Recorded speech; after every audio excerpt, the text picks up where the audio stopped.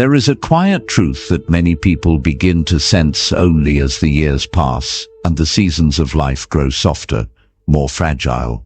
It's not the fear of death that unsettles most hearts.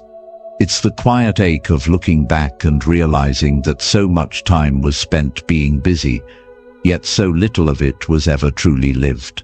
We chase years with urgency, only to discover that what we were really yearning for was something much smaller, a moment, a breath, a peaceful presence in our own lives. A few winters ago in the mountains outside Chiang Mai, I spent several weeks at a temple tucked among pine trees and morning mists. The abbot there, a retired monk in his 80s, had a routine as simple as it was profound. Every morning just after dawn, he would sit by a small wooden window that overlooked a quiet garden of moss, stone, and plum trees. He never rushed, he never spoke much. But one morning as we sat together in silence, he smiled faintly and said, "When I was young I chased after time. Now in my old age I realize time was always still. It was I who was running." There was something in his voice, not regret, but reverence, a kind of gentle wisdom that doesn't come from books or teachings, but from living fully through the quiet hours most people overlook. What he discovered, and what so many of us miss, is that the richness of life is never found in the length of our days, but in the depth of our presence within them. Many of us, especially as we grow older, begin to feel the days slipping faster. The months blur into seasons, a year ends before we even learn to write its name, and we tell ourselves, someday I'll rest, someday I'll slow down, someday I'll start truly living. But someday is a dangerous word. It whispers comfort while stealing our most precious resource, this moment. The Buddha once said, "The trouble is, you think you have time." And in that single line, he wasn't trying to scare us, but to wake us up, to remind us that time is not something we own. It is something we're entrusted with, and it passes through us like a river, not to be captured, only to be felt. In this video, we'll take a quiet journey through 13 reflections, rooted in Buddhist teachings, life experience, and heartfelt stories, on how to spend our time wisely, especially in the later seasons of life. Each part touches a different area of our human experience: time, priorities, relationships, creativity, inner peace, and more. And because this video is longer than most, you'll find the full list of chapters with their timestamps in the description below. Whether you wish to experience the entire journey or return later to explore a particular topic that speaks to your heart, you'll always know where to begin again. So if you're watching this now, perhaps with a warm cup of tea beside you, I invite you to slow down with me. Let go of urgency. Breathe deeply. You are not behind. You are not late. You are right on time to begin again. Let us begin. Part 1. The illusion of time. There's something strange that happens to us as we age. When we were children, a single summer felt like a lifetime. The days seemed endless, stretching wide and slow like golden sunlight across the floor. Even the smallest events, a family picnic, a bike ride, the sound of cicadas on a warm evening, seemed to linger, imprinting themselves deep into our memory. But now it feels like the months vanish in a blink. Years pass, as if they were mere chapters in a book we barely had time to read. Why is that? What changed? The Buddha taught us that everything is impermanent, but he also taught us that our perception of reality is often an illusion shaped by the restless mind. Time, as we experience it, is not a fixed river but a feeling, a sensation deeply tied to our awareness. The more awake we are in a moment, the longer and fuller it feels, and yet, the more distracted, routine, or mindless our lives become, the faster time slips away unnoticed, like water through cupped hands. I once met an elderly woman named Clara during a weekend retreat in Oregon. She was 78, had raised 4 children, outlived her husband, and volunteered twice a week at a local library. Her life was full, but something she said struck me to the core. As we sat under a maple tree, sipping tea, she looked out over the quiet lake and whispered, "I don't remember most of my life, not because I didn't live it, but because I wasn't really there." That moment stayed with me. Clara's experience is more common than we think. As adults, our days become predictable. We wake up, make coffee, read the news, go about our tasks, errands, chores, conversations that skim the surface. The brain, ever efficient, stops recording these repeated patterns. Neurologically, when the mind encounters something new, it pays attention, but when it recognizes a familiar loop, it tunes out. This is why time feels slower when we're traveling, falling in love, or learning something new. Our awareness is heightened, but routine, especially in old age, makes time collapse. From a Buddhist perspective, this is what we call time blindness, a kind of spiritual drowsiness. We may be moving through life, but we're not truly present. The Buddha encouraged his disciples to cultivate sati, or mindfulness, not just in meditation, but in everyday living. He once said, "Do not dwell in the past, do not dream of the future, concentrate the mind on the present moment." It sounds simple, but living in the present requires effort, gentle, compassionate effort. It's not about grand changes. It's about waking up to what's already here. One gentle way to reclaim our sense of time is to invite novelty into our lives, not in the sense of chasing excitement, but in breaking the routine patterns that lull us to sleep. Take a different route on your morning walk. Try preparing a meal you've never cooked before. Talk to someone new at the market. Even sitting in a different chair during breakfast can subtly awaken your mind. These are not trivial acts. They are small rebellions against spiritual numbness. Another practice is to intentionally pause throughout the day. Take a moment, just 10 seconds, to breathe, to feel your feet on the floor, to notice the sound of the wind or the texture of your hands. These micro moments, when repeated, become anchors that slow time, that bring you back to yourself. And perhaps most importantly, reflect daily. Even if it's just a few lines in a journal, writing down what you felt, saw, or learned helps your mind store the day as meaningful. As one Zen master said, "A day without reflection is like a meal without salt." In the end, the illusion is not that time is moving fast. It's that we believe we are powerless to slow it. But through mindfulness, through awareness, we touch eternity in a single breath.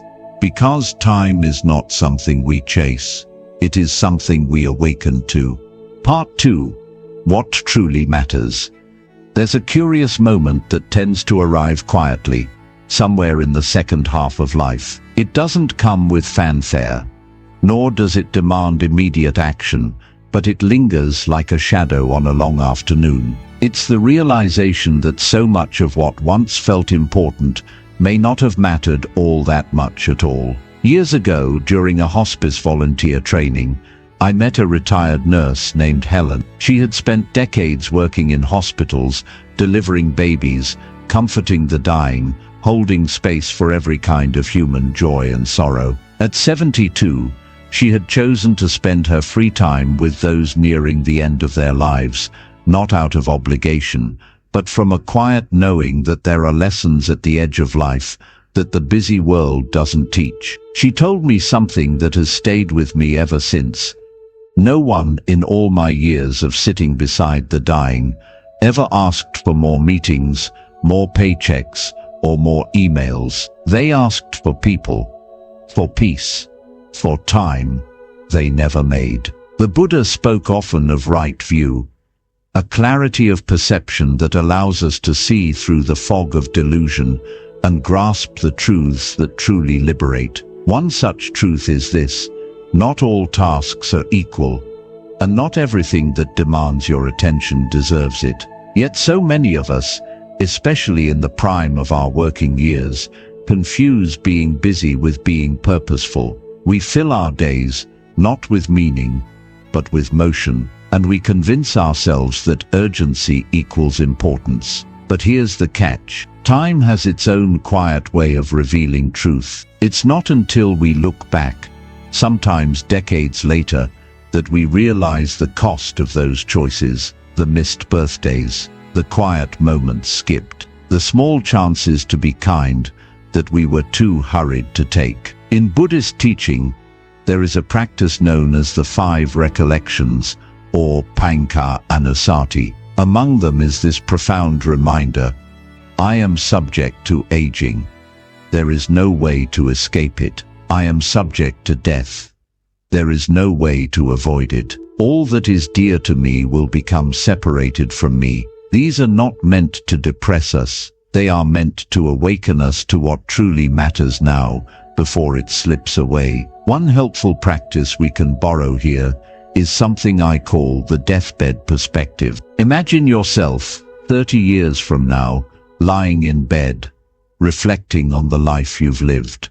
What will matter to you in those final hours? Will it be the spotless kitchen, the perfectly balanced checkbook, or will it be the time you spent listening to your grandchild talk about their dreams, the walks you took with an old friend, the courage it took to forgive someone after years of silence? The truth is, clarity often comes in stillness. But in our modern world, we rarely slow down long enough to feel what truly matters. That's why we must learn to choose with intention, especially as we grow older.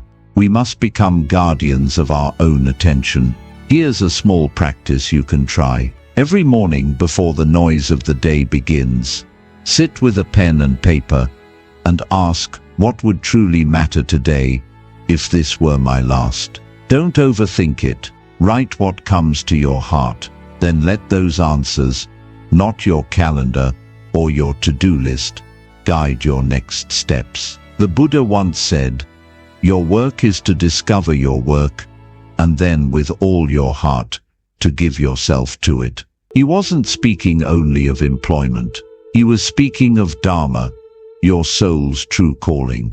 That may be raising a garden, or helping someone heal, or simply sitting quietly, watching the sunrise, knowing that you are still here, still breathing, still able to love. Because in the end, what truly matters is not how much we did, but how deeply we lived. Not how full our schedule was, but how full our hearts became. And the beautiful truth is, it's never too late to begin living that way now. Part 3. Relationships as sacred grounds. There's a certain quiet that fills the room when someone over 70 speaks of old friends. Not in the noisy way that youth speaks of crowds and parties, but in the kind of hush that comes when memories feel too tender to hold out loud. You'll often hear something like, "We lost touch," or "I wonder how they're doing these days." And sometimes, "I wish I'd said more before it was too late." In a small Buddhist community near San Jose, I once met a man named Roy. He was in his mid-80s, tall and soft-spoken, with a gentle shake in his hands that time had gifted him. During a group reflection on forgiveness, he opened up, haltingly, at first about a brother he hadn't spoken to in over 30 years. A fight over something trivial, long since forgotten in detail, but not in feeling, had severed the tie. And yet, not a single week passed without Roy thinking of him. "I've written him letters," he said, eyes wet but unwavering, "but I never had the courage to send them." There is a profound teaching in Buddhism: hatred does not cease by hatred, but only by love. This is the eternal law. And in that moment, you could see Roy wrestling, not just with regret, but with something more subtle, grief for a relationship still alive but long abandoned. So many of us carry invisible cords tied to others, some warm, some tangled, some frayed beyond recognition. And as we grow older, the weight of those relationships, the spoken and unspoken, the presence and the absence, begins to shape us in ways that are hard to name. For some, it's the sweetness of a decades-long marriage, tender even in silence. For others, it's the ache of a friendship lost not to death, but to distance. And for many, it's the soft sorrow of realizing we were present in body, but absent in heart. In Buddhist understanding, relationships are seen not just as social ties, but as sacred fields where our karma unfolds. Every interaction, whether brief or deep, is a kind of planting. A word spoken in kindness becomes a seed of peace. A moment of neglect, a missed apology, becomes a karmic ripple we carry until it's resolved. This is why the Buddha placed so much emphasis on right speech and right intention. It's not about being perfect, it's about being present. A simple smile, a question asked with genuine care. The small things are not small, they are in truth the fabric of connection. One story from the suttas tells of the Buddha's cousin Devadatta, who became his adversary. Despite betrayal and harm, the Buddha never returned anger with anger. He taught his disciples that the heart must remain spacious enough to hold even those who have wronged us, not to justify harm, but to dissolve the bitterness that harms us when we carry it. If you're watching this now, perhaps someone has come to mind, a sibling, an old friend, a spouse long past, or maybe even a neighbor you once shared coffee with, but haven't spoken to in years. Ask yourself, gently, is there something left unsaid? Something worth reopening, not to fix the past, but to free the present. And if that feels too far, then start small. A short message, a letter, a prayer, even holding someone in your heart with kindness.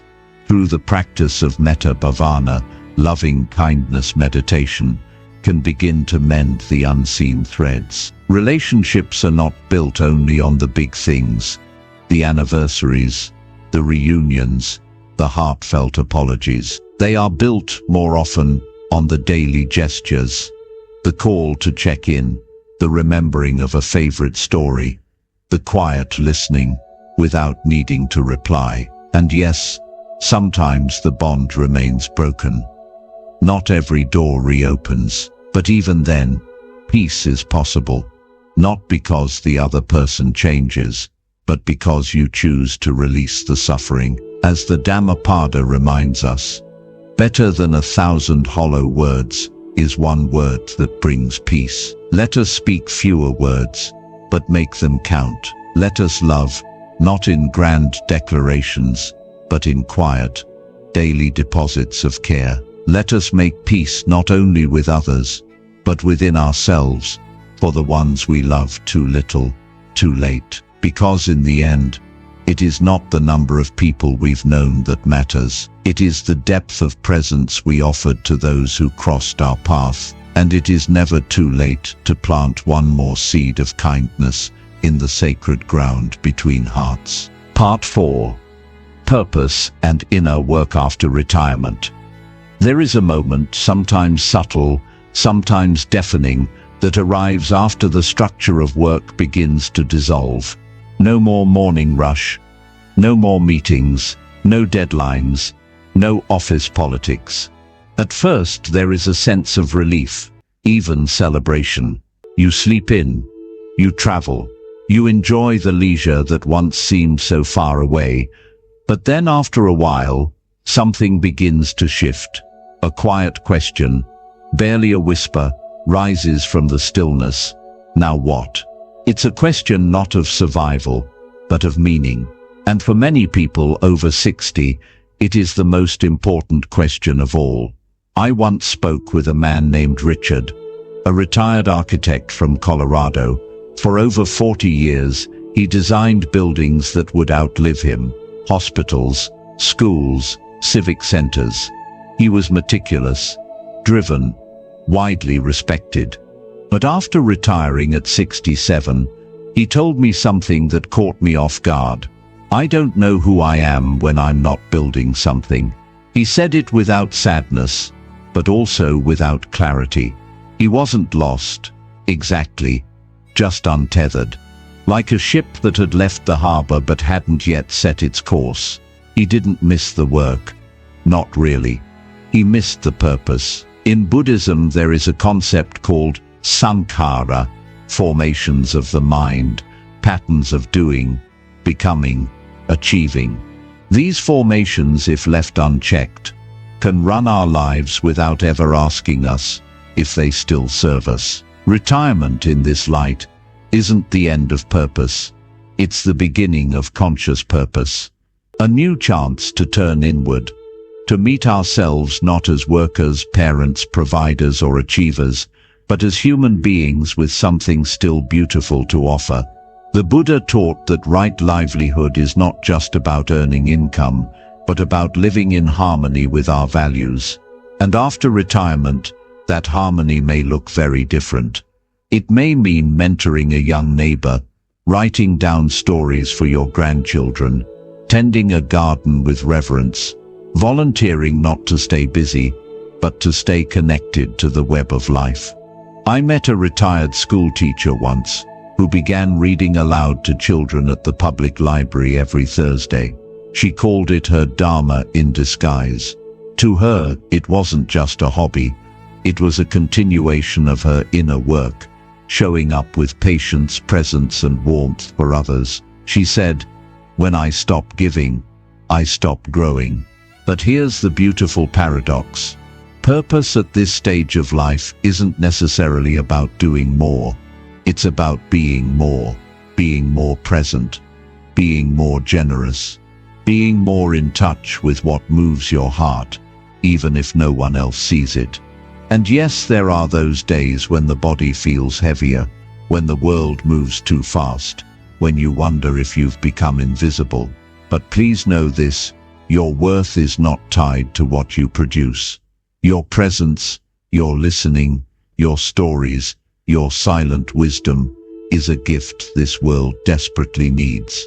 In the Majjhima Nikaya, the Buddha shared, just as the great ocean has only one taste, the taste of salt, so too does the Dharma have only one taste, the taste of liberation.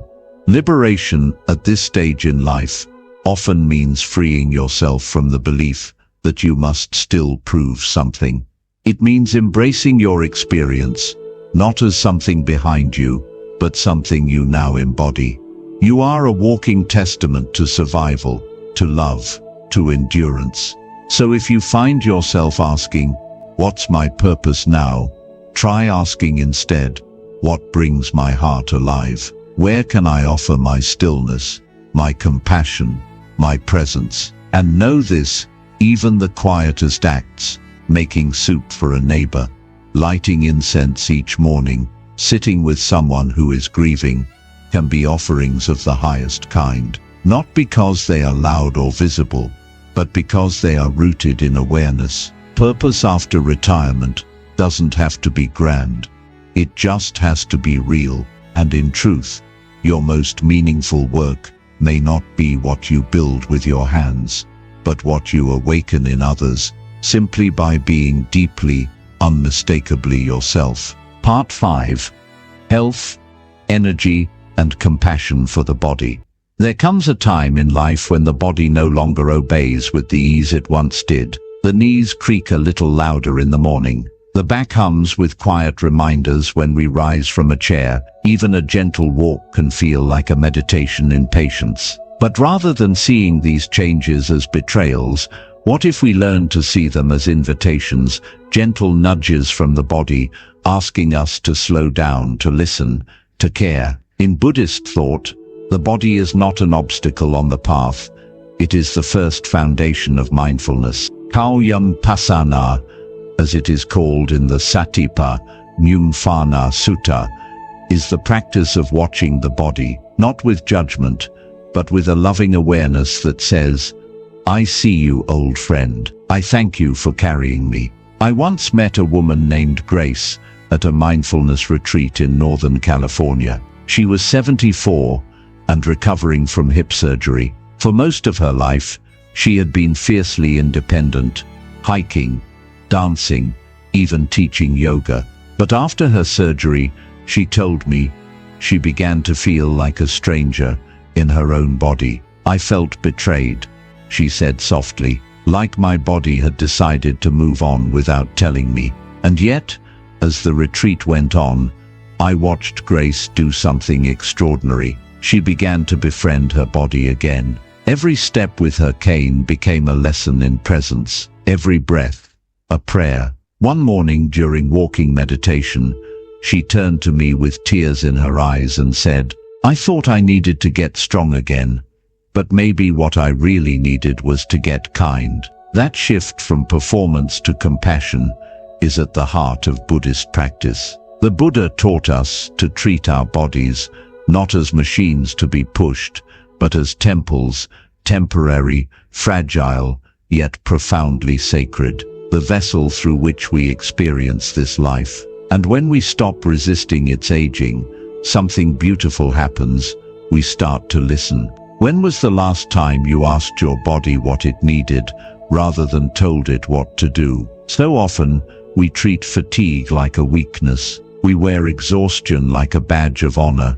We ignore pain, silence our hunger, override our natural rhythms in the name of productivity or obligation. But after 60, the body begins to whisper more clearly. It asks not for control, but for care, not for punishment, but for presence. A Buddhist elder once said, "The body is our first teacher. It teaches us impermanence every day." And indeed, the wrinkles, the slower movements, the forgotten names, they are not signs of failure.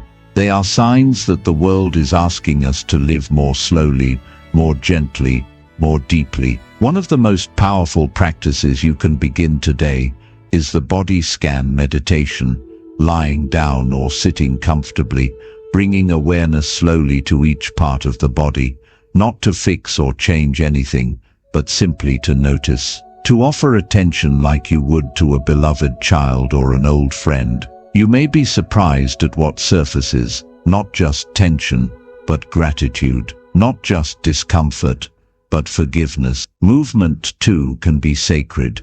You don't need to run marathons or lift weights. A 10-minute walk in the morning sun, a few gentle stretches before bed, even standing outside barefoot to feel the earth. These are not small things, they are rituals of return. They remind your body that it still matters, that you are still here, that life is still flowing through you. The Buddha said, "To keep the body in good health is a duty, otherwise we shall not be able to keep our minds strong and clear." This is not about clinging to youth, it is about cultivating vitality, the kind that allows us to be present for the joys and sorrows of this human life. So if your body is slower now, gentler, more tender, let it be. Treat it not as a broken tool, but as a wise teacher, one that has carried you across decades, through heartbreak and healing, through love and loss, one that still wakes up each day and says, "Let's keep going." And maybe, just maybe, the greatest act of spiritual courage at this stage of life is learning to love the body exactly as it is. Part 6. Learning and sharing wisdom.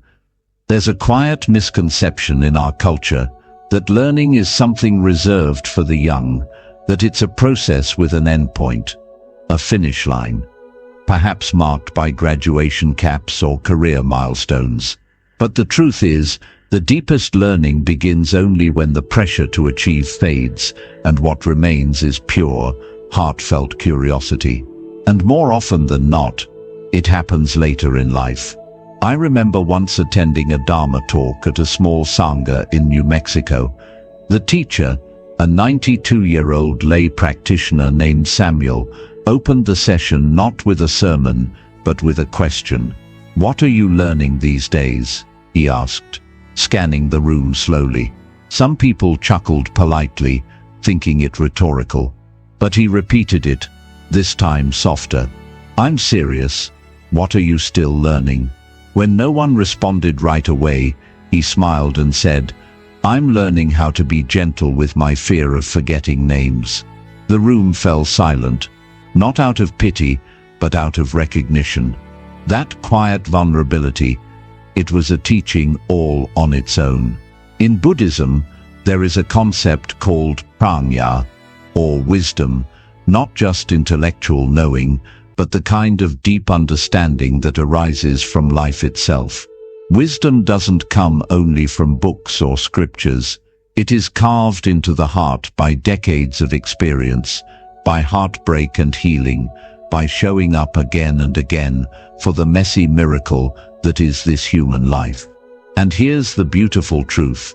You don't need to be a scholar or a monk to be a teacher.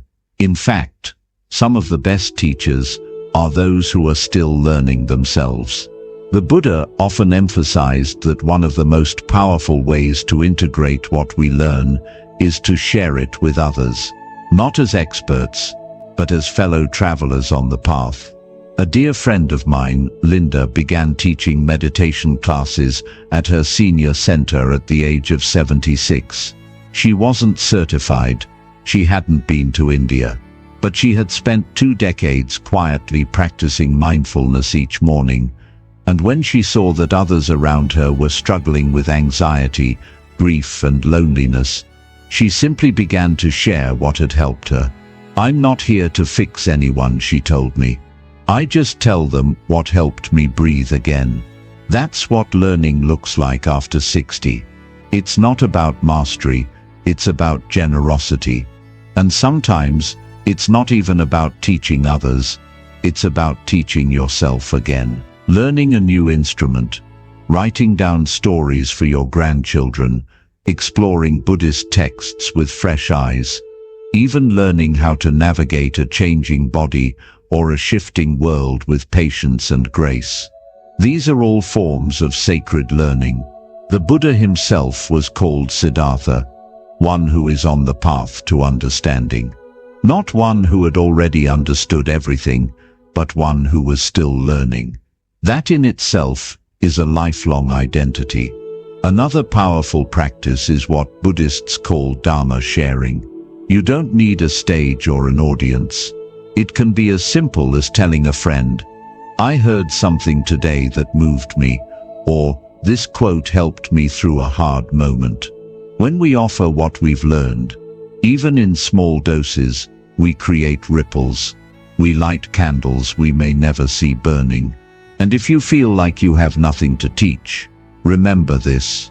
The one who still remembers what it's like to struggle becomes the most compassionate guide. You don't need answers, you only need presence. Often the most powerful thing you can say to someone younger is not, here's what you should do, but simply, I understand. I've been there too. So keep learning, not because you're incomplete, but because the soul expands with each new insight. Keep teaching, not because you are superior, but because your footsteps can help light the way for others still wandering in the dark. And most of all, keep sharing your story, even if your voice trembles, because the world doesn't need more perfect experts. It needs real humans willing to speak their truth. Part 7. Peace in the storm of emotions. There's something paradoxical about emotions. They come and go like clouds across the sky, shifting, swirling, sometimes passing gently, other times crashing like thunder. And yet the older we get, the more we might expect ourselves to have figured them out. As if age by itself should grant us immunity to anger, regret, fear, or sadness. But the truth is, no one outgrows their humanity, and perhaps we're not meant to. I once sat with an elderly man named Arthur during a week-long silent retreat. He was 81, dignified and quiet, but on the 3rd day he didn't show up for the afternoon sitting. I found him later by the edge of the retreat center's garden, sitting alone with tears running down his face. When I gently asked if he was all right, he shook his head. I just remembered something cruel I said to my wife 40 years ago, he whispered. It just came back. The past, as we know, does not stay buried. Emotions, even those we thought long resolved, can resurface without warning, like letters delivered late by time itself. And when they do, we are offered a sacred opportunity,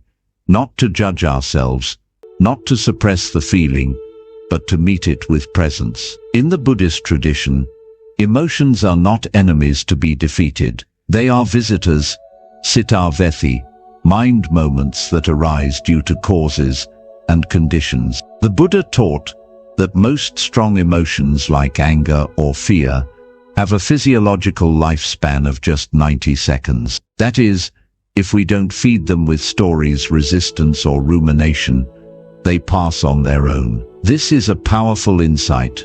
The first wave of emotion may be beyond our control, but what happens next? That's where our freedom begins. One of the most beautiful practices in Buddhist psychology is known as RAIN, an acronym created by teacher Tara Brach, rooted in centuries of mindfulness practice.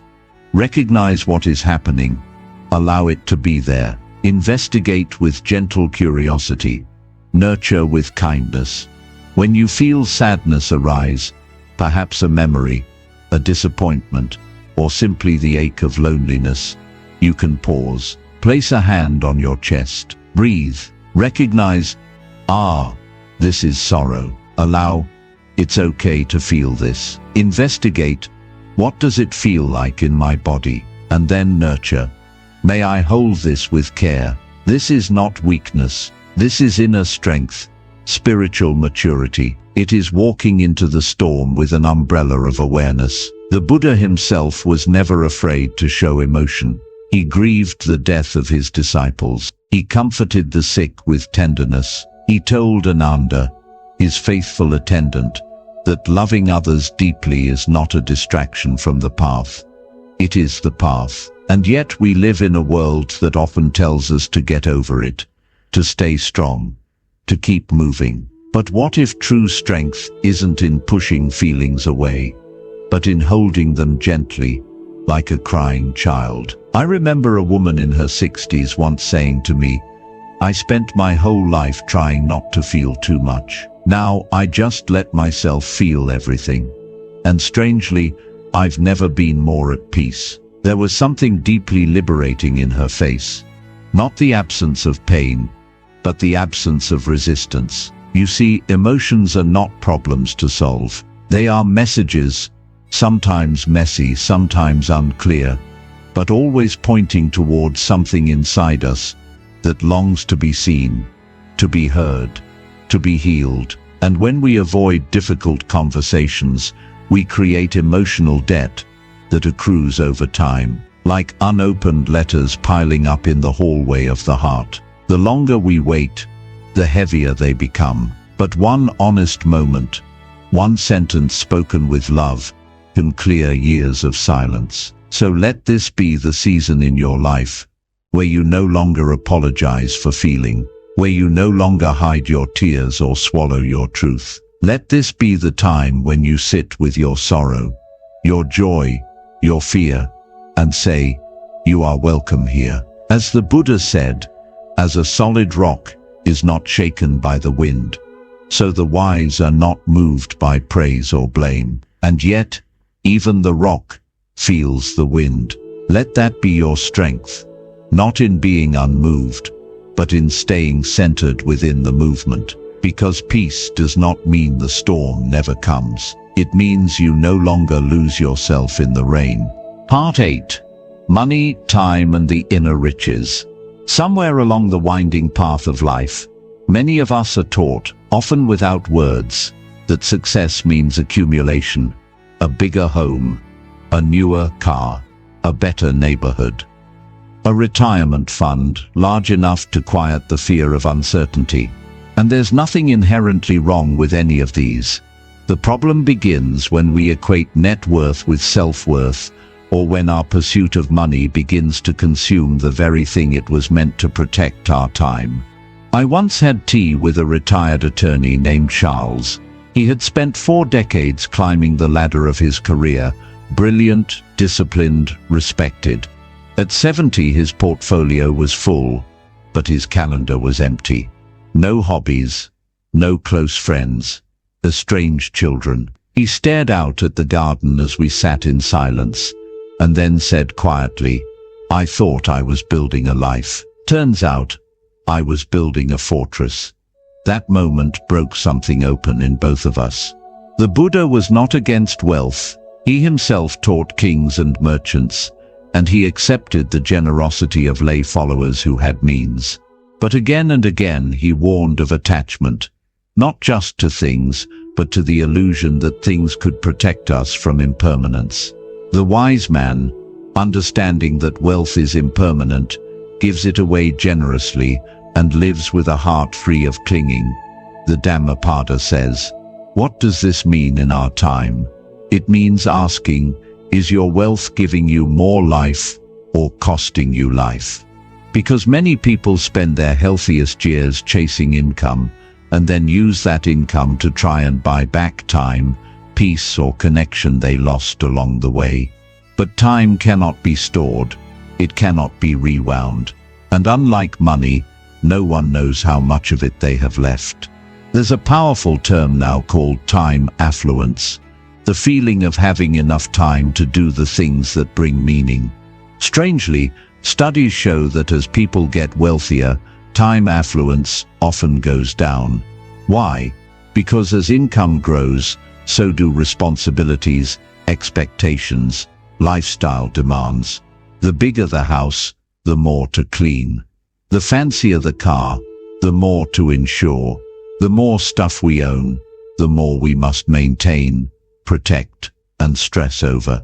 A Buddhist monk once told me, "Every object you buy also buys a portion of your attention.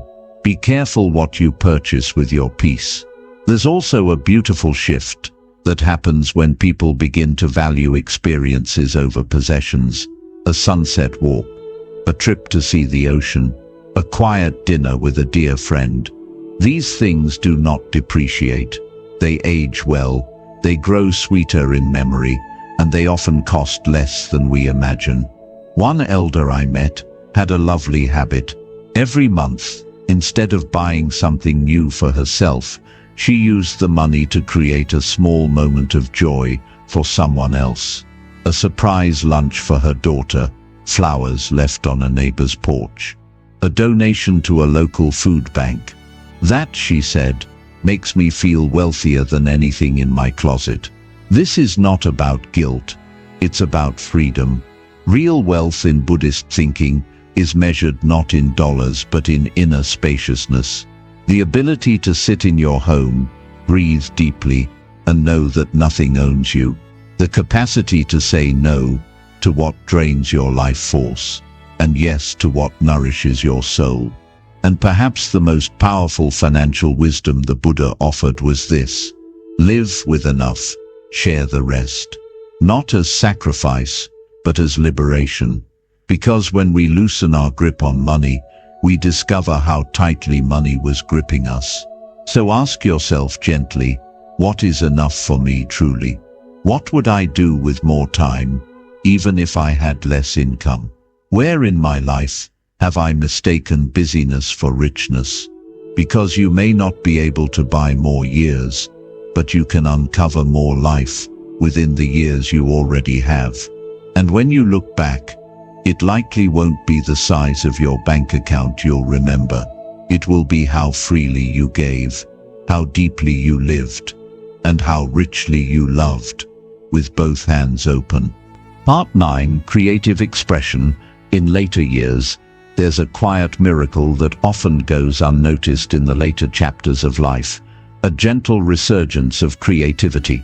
Not the kind born of ambition or deadlines, but something softer, older, more sacred. A desire to express, not to impress, a longing to shape beauty out of stillness. And yet many people after 60 have convinced themselves that this creative spark belongs to someone else. That painting is for the young. That music is for professionals. That writing is for authors. But the truth, spoken gently by time itself, is that creativity belongs to anyone who still breathes. I once met a retired mail carrier named Martha, who had raised 4 children and spent most of her adult life waking up before dawn to work long, honest hours. At 71, newly widowed and living alone, she began painting on scraps of cardboard she found behind the grocery store. At first, she said, it was just something to keep her hands busy. But soon her garage walls filled with color, sunsets, hills, birds mid-flight. I asked her once, "Did you always love painting?" She paused, then smiled with a kind of wonder. "I think I always loved noticing," she said. "I just didn't know it had somewhere to go." In Buddhist tradition, creativity is not separate from the spiritual path. It is the path when walked with awareness. Whether you arrange flowers in a vase or hum a tune while cooking, each act of creation is a form of mindfulness in motion. The poet Basho, a Zen practitioner, once wrote, "Sitting quietly doing nothing, spring comes and the grass grows by itself." The grass of your own creativity may have grown wild for decades unnoticed, but it's still there, still waiting. And the beauty of aging is that we finally have the space to tend it, to return to the forgotten instruments, the untold stories, the half-finished quilts, the poems written on napkins, tucked away and left unread. What holds us back often is not lack of time, but fear. Fear of being judged, fear of doing it wrong, fear that we've started too late. But the Dharma teaches that now is always the right time. The lotus blooms in the muddiest waters, and so too can our creativity blossom after seasons of silence. There is a Zen teaching that says beginner's mind holds endless possibilities, expert's mind holds few. At this stage in life, you are perfectly positioned to return to beginner's mind, not because you know nothing, but because you have seen enough to finally let go of needing to get it right. Maybe you once loved to sing, but were told your voice wasn't good enough. Maybe you wanted to dance, but felt too self-conscious. Maybe you longed to write, but feared the page. Let this season of your life be the one where you reclaim those lost expressions, not for the world's applause, but for the quiet joy of being alive. Even simple acts can become profound creative offerings. Arranging stones in your garden, baking bread for your grandchildren, creating a photo album with handwritten captions. These are not hobbies. They are spiritual gestures. They say to life, I am still here, and I still have something beautiful to give. And if inspiration doesn't come right away, that's okay. Creativity often starts like a rusty faucet. The first turns might bring nothing but brown water, stiff, clumsy, awkward. But if you stay with it, keep turning the handle, clarity flows. Do not let perfection steal your joy. As one Buddhist teacher once said, the most beautiful bowls are the ones with cracks.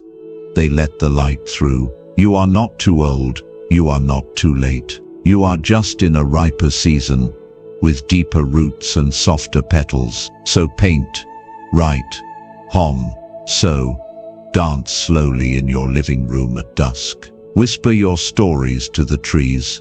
Make beauty, not because you have to, but because your soul remembers how. And in doing so, you don't just express yourself. You become the expression, a quiet poem walking, a living brushstroke, a song held gently in the heart of time. Part 10. Energy and Mindful Living. There's something that becomes more precious than time as we age. Energy. Not just physical strength, but the quiet, sustaining kind of energy that allows us to be present, to feel deeply, to meet each day, not with urgency, but with steady, spacious attention. Because even with time in abundance, after the children have grown, The job is done, the calendar is mostly clear. What good is all that time if our energy is scattered, depleted, or spent on things that drain us? I once met a soft-spoken man named Elias during a meditation retreat in Oregon. He was 73 and had retired early to enjoy the golden years with his wife. But not long after, she passed unexpectedly, and his days began to feel heavy, disoriented. "I have time," he told me one afternoon, "but I don't seem to have the will to do anything with it. I just feel tired." He wasn't sick. He wasn't depressed. He was just exhausted from years of putting himself last, of giving and doing without ever pausing to refill the well. The Buddha taught that right effort is one of the core aspects of the Eightfold Path. But effort here doesn't mean striving. It means using your energy wisely, directing it toward that which nourishes, uplifts, and liberates the heart. Like a gardener choosing where to water, it's not about doing more, it's about tending to what matters. One of the most overlooked truths in the West is this: rest is not laziness, it is a sacred practice, a form of love. The body, like the earth, requires seasons of stillness. Just as fields must lie fallow before they bloom again, we too need time to simply be. But modern life has trained us otherwise. Even in retirement, the habit of overdoing lingers. Many feel guilty if they're not productive, as though rest must be earned. But the Dharma says otherwise. Just as a candle cannot burn without fire, people cannot live without a spiritual life, the Buddha said. And what fuels that spiritual life? Not constant motion, but clarity, softness, presence. Try this small practice before beginning any task, whether making breakfast or calling a friend. Pause for a moment and ask, does this give me life, or does it take it away? Notice your body's response. You'll feel it if you listen. Some things energize us quietly, like reading, walking under trees, or laughing with someone dear. Others wear us down, like too much news, toxic conversations, or constant multitasking. Also, notice your daily rhythms. Mornings are often when clarity is strongest, yet many people spend their mornings making decisions that drain them. What to wear, what to cook, what to clean. These small choices chip away at our attention. That's why monks wear the same robes every day. Not for austerity, but to preserve energy for what matters most. This is the wisdom of decision simplicity. Wear what's comfortable, eat what nourishes, make space for what truly lifts your spirit. And then there's the idea of strategic incompetence, a playful, counterintuitive teaching. It means choosing to be bad at things that don't serve your path, so others stop asking you to do them. You don't need to be good at everything. You don't need to say yes to every request. Protecting your energy is not selfish, it's sacred stewardship. There's also great power in mindful recovery. A short nap, a cup of tea sipped slowly, even 5 minutes sitting by the window, watching the light change on the wall. These aren't luxuries. They are ways of returning to yourself. One monk I studied with in Thailand said, meditation is not about sitting still. It's about returning to the place you stopped listening. You can meditate while folding clothes, while sweeping, while drinking warm soup. The key is presence, not perfection. So ask yourself, gently, what gives me back to myself? And begin there, because a full life is not measured in how much we did, but in how alive we felt while doing it. Let your energy be spent on kindness. Let your strength be reserved for love, and let the rest fall away, like autumn leaves making room for spring. Part 11. Community and quiet belonging. There is a loneliness that is loud, the kind that echoes in empty rooms, in forgotten birthdays, in unanswered calls. But then there is another kind, the quiet loneliness, the one that arrives even when you're surrounded by others. It doesn't speak much. It just sits with you at dinner, It lingers in the pause after you say, "I'm fine." And as we age, that form of loneliness can become a familiar guest. But here's the thing. We were never meant to walk this path alone. Even the Buddha, after attaining enlightenment beneath the Bodhi tree, didn't retreat into silence forever. He walked, he taught, he gathered a sangha, a community of monks, nuns and lay people, not to worship him, but to support one another on the path toward liberation. I once visited a small Buddhist center in Vermont, tucked between tall pine trees and still lakes. The temple wasn't large, and neither was the crowd, just a handful of elders, sitting on folding chairs, sipping tea after meditation.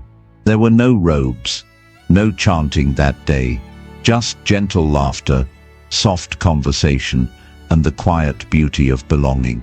One woman, Ruth, said to me with a smile, "I don't come here for the teachings, not really. I come because someone remembers my name." That simple sentence hit me like a bell, because community isn't just about proximity. It's about being seen. It's about knowing that someone notices when you're not there, that someone remembers your favorite tea, that someone asks how your hip is healing, not out of politeness, but because they genuinely care. In Buddhist tradition, Sangha is considered one of the three jewels, alongside the Buddha and the Dharma. That's how sacred community is. The Buddha once said, "Admirable friendship, admirable companionship, admirable camaraderie is actually the whole of the holy life." He understood that while wisdom can be cultivated in solitude, compassion is nourished in connection. But in modern society, especially in the West, independence is often mistaken for strength. We are taught to be self-sufficient, to age gracefully without burdening others. And so many people suffer in silence, feeling that asking for company is somehow weak, or worse, unwelcome. Yet the truth is, we need one another, not just for help, but for joy, for laughter, for shared silence, for the ordinary sacred act of sitting together and simply being. I met a retired nurse named Gloria, who started hosting tea circles in her backyard every Sunday afternoon. There was no agenda, no structure, just neighbors young and old coming together to drink tea, share stories, or sometimes sit in silence. "It's not a support group," she said, "but somehow we all end up feeling supported." That is the magic of simple presence. Building community doesn't require fanfare. It can begin with a phone call, a handwritten letter, an invitation to walk together, a gentle check-in with someone you haven't spoken to in a while. Every act of connection is like water to a garden. It nourishes what might otherwise wither unseen. And if you feel like your circle has grown small or even disappeared, know that it's never too late to plant new seeds. Even casual conversations with a neighbor can blossom into deep friendship. Even joining a local group, a book club, a meditation circle, a gardening meetup, can reopen the heart in unexpected ways.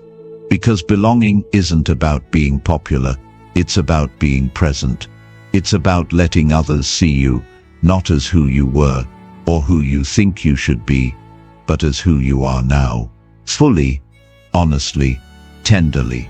The Buddha reminded us that the path is not just inward, it is also relational.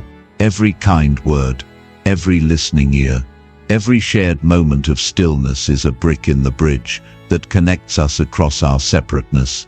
So reach out, not with expectation, but with openness. Share your time, your attention, your gentle smile, because in doing so, you don't just build community, you become it. Part 12. Clear seeing and wise decision-making. There is a certain clarity that only time can bring, not the kind that arrives in sudden flashes, like lightning in a storm, but the kind that dawns slowly, like sunlight spilling across a quiet floor. It often comes not from learning more, but from seeing more clearly what was there all along. And yet, clarity is not guaranteed with age. It must be cultivated. Because while we may gain experience, if we don't examine it, we can just as easily reinforce old patterns, carry forward outdated fears, and keep choosing from habit instead of wisdom. The Buddha called this moha, delusion, a fog of misperception that clouds our judgment and distorts reality. But he also gave us the antidote, vipassana, which means clear seeing. I once spoke with a retired librarian named Janice, who described a moment that changed the way she made decisions. I used to react to everything, she said. Someone would say something sharp, and I'd either shut down or bite back. I made choices based on emotion, not understanding. But now, I pause. I ask myself, what is really true in this moment? And sometimes what's true is not what I thought. That pause, that sacred space between stimulus and response, is where liberation lives. You see, most of us move through life reacting. A feeling arises, and we obey it. A thought appears, and we follow it. But the Buddha taught that our suffering is often born not from what happens to us, but from our unexamined reactions. He once said, "With our thoughts we make the world, speak or act with a pure mind, and happiness follows like a shadow that never leaves." This is why developing wise discernment is so essential, especially in the later years of life. Because this is the season when many decisions are more internal than external. You may not be choosing careers anymore, but you're choosing where to place your attention, how to respond to health challenges, how to relate to family, how to spend the limited and precious energy you have each day. One powerful tool in Buddhist psychology is second-order thinking. It asks not just, what happens if I do this, but what happens after that, and what are the ripple effects? For example, saying yes to something that feels polite in the moment, will that build resentment later? Avoiding a difficult conversation, will that create emotional debt over time? Another practice is called inverse thinking. Instead of asking, how do I get peace? You ask, how am I contributing to my own restlessness? It takes humility, it takes honesty, but it brings clarity that no external answer ever could. I once heard a Dharma teacher say, most of the time, we're not choosing wisely, we're just choosing comfortably. And at first, that may sting, but if you sit with it, it becomes liberating, because you begin to see that wisdom often asks for discomfort, not in the form of pain, but in the form of truth. And truth, while it may unsettle at first, always clears the air. So how do we cultivate clear seeing? We begin by slowing down, by practicing Chan Nims, mindfulness, in every small act, washing dishes with full awareness, listening without planning our reply, walking not to arrive, but to notice the steps. We also ask better questions, not, what do I feel like doing, but what choice aligns with my deepest values, not, what do others expect of me, but what brings peace to my heart. And when clarity doesn't come immediately, we don't panic. We wait, we breathe, we trust that truth doesn't always shout. It often whispers, because in the end, wisdom is not a single grand decision. It's 1,000 small choices, made each day with care. It's knowing when to speak, and when to be silent, when to act, and when to let go, when to say yes, and when to bow out with grace. So if you're unsure of your next step, perhaps don't rush to decide. Sit, light a candle, let the waters of the mind settle, and in that stillness, something deeper will rise. Not from fear, not from ego, but from the quiet, knowing that lives within you, like a lamp untouched by the wind. That is prajna. That is wisdom. Part 13. Designing a life of inner peace. There comes a point in life when we stop trying to figure everything out and begin to listen instead. Not to the noise of the world or the opinions of others, but to the quiet wisdom within, the voice that doesn't shout, but hums beneath our busy thoughts, always waiting to be heard. For many, that shift happens after 60, after the striving softens, after the roles we once clung to, parent, worker, caretaker, begin to fall away. And in their absence, we're left with a beautiful, terrifying question. How do I want to live now? In Buddhism, we are taught that life is not something that simply happens to us. It is something we co-create, moment by moment, breath by breath, through the choices we make and the intentions we carry. The Buddha called this bhavana, the cultivation of the mind, the shaping of our inner world. And from that inner world, our outer life naturally blossoms. I once met a man named Thomas, a retired firefighter who spent his youth running into burning buildings. In his 70s, he found himself waking up with no more emergencies to solve, no one calling his name. At first, he felt restless, even useless. But then he began taking long, slow walks each morning, at first just for exercise. But gradually, he said, the walks became conversations with life itself. He began bringing a notebook, jotting down thoughts, haikus, memories, gratitudes. I used to put out fires, he told me. Now I light candles. That shift from reaction to reflection, from fixing to simply being, is what designing a life of peace looks like. But here's the key: we don't need a perfect blueprint. In fact, the Dharma teaches that peace is not found in control, but in responsiveness. We design not by forcing life to obey our plans, but by making small, loving adjustments as we go, course corrections rooted in clarity, compassion, and presence. One simple practice is to think of your life as a garden. Each day ask, what am I planting? What am I watering? What needs pruning? What am I letting bloom without interference? Maybe you begin your mornings with silence instead of screens.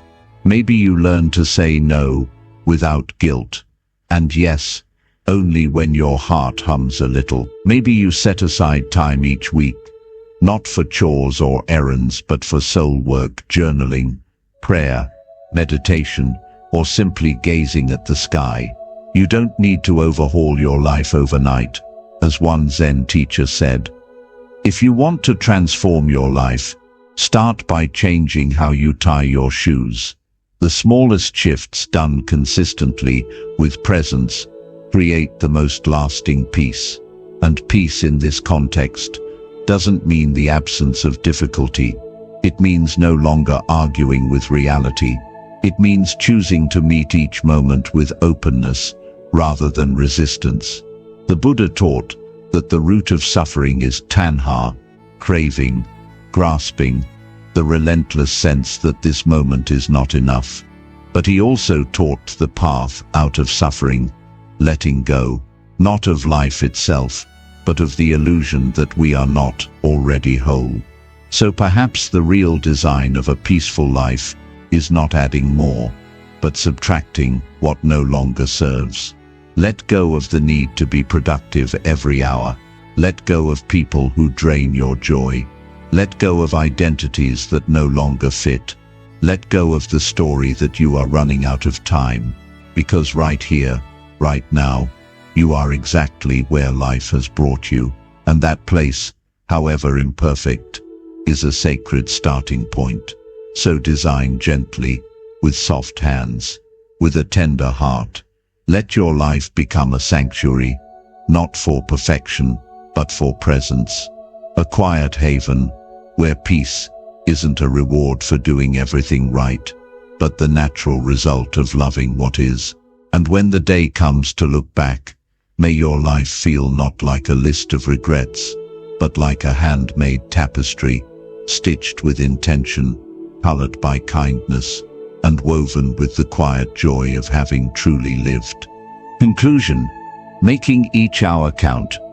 If you've made it this far, still here, still listening, then perhaps something in you has softened, or maybe something has awakened.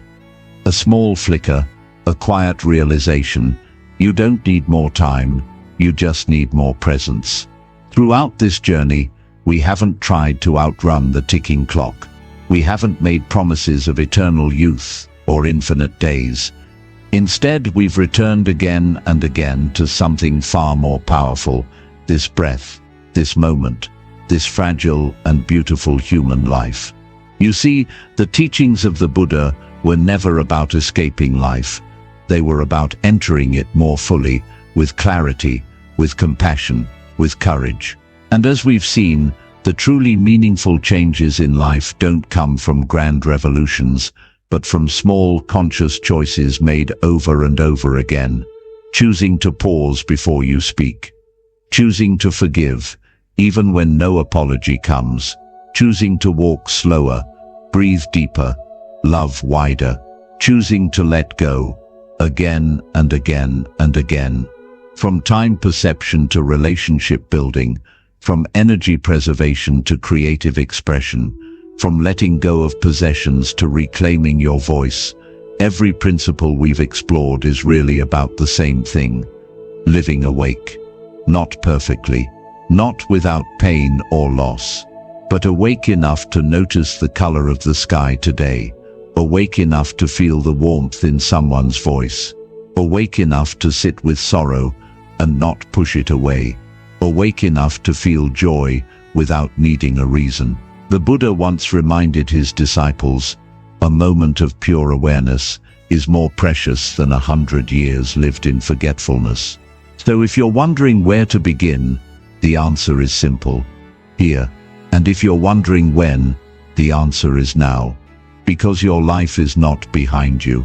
Your life is not waiting for some better version of you to arrive. Your life is already here, unfolding, calling you, offering itself, moment by moment. Maybe today, all you do is sit for 5 minutes with a cup of tea and notice how it warms your hands. Maybe you reach out to someone you haven't spoken to in years. Maybe you say, "I forgive you." Or maybe you say it to yourself. Maybe today, you simply look out the window and whisper a quiet thank you for breath, for body, for one more chance to begin again. Because that's all we ever really need. Not more time, but more presence within the time we have. So as we come to the end of this reflection, I invite you, gently, without urgency, to choose just one idea from everything we've shared. Just one. Let it sit beside you like a friend. Let it grow roots in your day. Let it become part of how you move through this world with less fear, more grace, and a heart that knows what truly matters. You were never meant to race through life. You were meant to live it slowly, sincerely, deeply. And no matter your age, your past, or your regrets, it is never too late to begin again. Because life, in its essence, is not measured by how many years we live, but by how many moments we are truly awake for. And the best moment to wake up is always now.